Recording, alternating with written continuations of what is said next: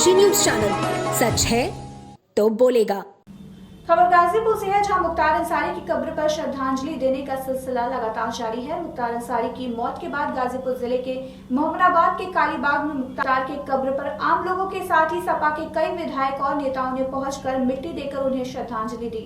इस दौरान मुख्तार अंसारी के छोटे बेटे उमर अंसारी ने मीडिया से कई बातें साझा की। इस दौरान उमर अंसारी ने कहा कि आरोप तो खुद पिताजी ने 25 मार्च को ही लगा दिया था कि हम तो उनके बाद से कहना शुरू किए हैं, कोई व्यक्ति जो बिल्कुल फिट हो और खाना खाने के बाद अचानक बीमार हो जाए और बेहोश होकर गिर जाए तो जाहिर सी बात है कि खाने में गड़बड़ी थी। 26 तारीख को जब बेहोश होकर गिर गए थे तो उनको आईसीयू में भर्ती किया गया था। कोई आईसीयू में स्वस्थ भी हो जाता है तो उसे ऑब्जर्वेशन में रखा जाता है, लेकिन ऐसा नहीं किया गया। इससे हमारे आरोप सही साबित हो जा रहे हैं। उमर अंसारी ने कहा कि 28 मार्च को इंतकाल के 3 घंटे पहले बात हुई थी। इसका ऑडियो वायरल है। मैंने साफ तौर पे कहा है कि स्वाभाविक मौत नहीं है, बल्कि सुनियोजित हत्या है। अब्बास अंसारी को लेकर उमर ने कहा कि हमारे बड़े भाई अब्बास अंसारी विधायक हैं और सुप्रीम कोर्ट बंद होने की वजह से पैरोल नहीं मिला और वे नहीं आ सके। उमर ने कहा कि हमारे पिता मुख्तार अंसारी गरीबों की मदद करते थे और अब हम भी गरीबों की मदद करेंगे और उनके साथ खड़े रहेंगे। पिताजी के देहांत पे आप लोगों ने एक आरोप लगाया है, उसमें एक न्यायिक समिति गठित हुई है, क्या कहेंगे? नहीं, आरोप मैंने नहीं, आरोप तो खुद पिताजी ने ही लगा दिया था। 19 तारीख को उन्हें जहर दिया गया, 21 तारीख को उन्होंने मनी न्यायपालिका में कह दिया। हम तो उनके बाद कहना हमने शुरू किया। कोई व्यक्ति जो फिट हो बिल्कुल सेहत से, वो अचानक से खाना खाने के बाद बीमार हो गए और उनको महसूस हो गया। उन्होंने लिखित में दिया माननीय न्यायालय में, और वही हुआ कि 26 तारीख को तबीयत इतनी बिगड़ गई, आउट ऑफ कंट्रोल, कि मूर्छित अवस्था में जब वो बेहोश होकर गिर गए तो उनको ले जाके मेडिकल कॉलेज बांदा में एडमिट किया और डॉक्टरों ने उन्हें गंभीर पाकर आईसीयू में एडमिट कर लिया। कभी आप में से किसी ने नहीं सुना होगा कि एक व्यक्ति अगर ठीक भी हो जाता है, आईसीयू से स्वस्थ भी हो जाता है, तो भी 12 घंटा, 24 घंटा, 48 घंटा ऑब्जर्वेशन में रखा जाता है। 4 बजे भोर में 26 तारीख को आईसीयू में और 5 बजे शाम में बांदा की तन्हाई बैरिक में, जेल में।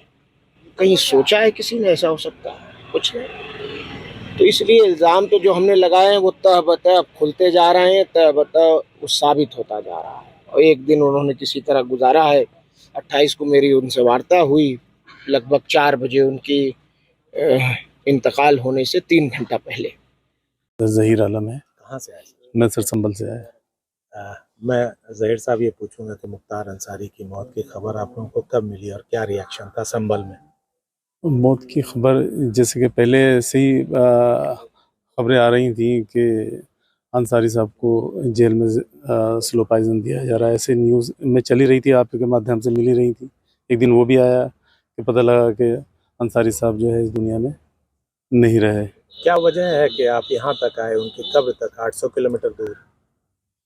क्योंकि एक बहुत, जैसा सब जानते हैं, बहुत ही अच्छी शख्सियत के मालिक, वो सभी धर्मों के लोगों का बहुत सपोर्टिंग थे और सभी के मददगार थे। जैसे कि यहाँ हमने देखा है कि इतनी बड़ी तादाद में लोग दफीने में आए हैं सभी धर्मों से, और सबों की ओपिनियन पॉजिटिव ओपिनियन है। तो ये भी हमारी संभल में भी हमारे जो लोग हैं सारे इनको पसंद करते थे। परिवार में गए थे मिलने? जी, कौन मिला? एमपी साहब से मुलाकात हुई। क्या माहौल? माहौल तो सर गमगीन माहौल है, बहुत ज़्यादा गमगीन माहौल है। वो गमगीन माहौल इसलिए है क्योंकि अपनी मौत नहीं मरे, ये एक बड़ा परिवार का मानना है। क्या आरोप लगा कि वो जहर उनको पहले दिया जा रहा था। बताया भी एमपी साहब ने कि उल्टी भी करके उन्होंने कोशिश की थी वहाँ पर, जब उनको लगा, एहसास हुआ था इस बात का कि इन्होंने मुझे कुछ खिलाया है जेल में। श्रद्धांजलि थी, वो क्या वजह थी जो यहाँ आने के लिए मजबूर की? अब देखिए, हम लोग कई बार के मिले, एक साथ विधानसभा में काम किया और समाजवादी पार्टी हम लोग सिपाही है, नेताजी के सिपाही है। हमेशा जुल्म अत्याचार के खिलाफ समाजवादियों ने लड़ा है। आज ऐसे परिवेश जहाँ न तो कानून नाम की कोई चीज़ है, न कहीं कोई मानवता है। आप लोग तो यहाँ रहे होंगे, उस दिन का दृश्य देखिए, जहाँ पूरे हिंदुस्तान में हमें संविधान ये अनुमति देता है कि हम भिन्न भिन्न समुदायों, जो बाबा साहब ने संविधान लिखा, सबको ये सहूलियतें दी। अब बताओ, हम अपने परिवार के लोगों के कब्र पे मिट्टी भी दें, लकड़ी भी दें, तो प्रशासन से पूछ के इतना बड़ा ये अत्याचार तो हिंदुस्तान में पहली बार देखने को मिला है। आप मुख्तार अंसारी के साथ विधानसभा में विधायक थे। हाँ, कैसे थे मुख्तार अंसारी कुछ बताएं। नहीं ठीक है, मुख्तार अंसारी गरीबों के मसीहा थे, गरीबों की मदद के लिए खड़े होते थे।